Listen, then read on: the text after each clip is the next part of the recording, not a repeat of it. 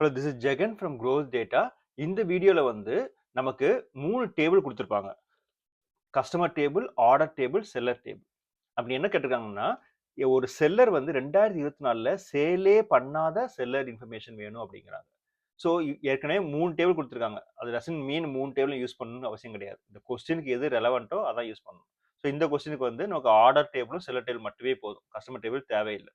So நம்ம வந்து based on conditions, so என்ன ஜாயின் யூஸ் பண்ணணும், அப்புறமா என்ன ஃபில்டர் கண்டிஷன் யூஸ் பண்ணணும், எந்த காலம் எடுத்து வரணும், எல்லாம் பேஸ் பண்ணி ஒரு லெஃப்ட் ஜாயின் யூஸ் பண்றோம். அந்த லெஃப்ட் ஜாயின்ல வந்து seller table primary, order table secondary. அதுக்கப்புறம் இயரை ஃபில்டர் பண்றோம். அதுக்கப்புறம் செகண்டரி டேபிள் இருக்கக்கூடிய ரெக்கார்டு வந்து நல்லா இருக்கணும் அப்படின்னு சொல்றோம். ஸோ அதை பேஸ் பண்ணி செல்லர் வித் நோ சேல்ஸை வந்து எடுத்துட்டு வரோம். ஸோ இந்த கண்டென்ட்டோட டீடைல் எக்ஸ்பிளேஷன் வீடியோ லிங்க் வந்து டிஸ்கிரிப்ஷன்ல இருக்கும். இந்த மாதிரி வீடியோ பார்க்கணும் அப்படின்னா க்ரோத் டேட்டா யூடியூப் சேனலை விசிட் பண்ணுங்க. இந்த வீடியோ பிடிச்சிருக்கும்னு நினைக்கிறேன். தேங்க்ஸ் ஃபார் வாட்சிங்.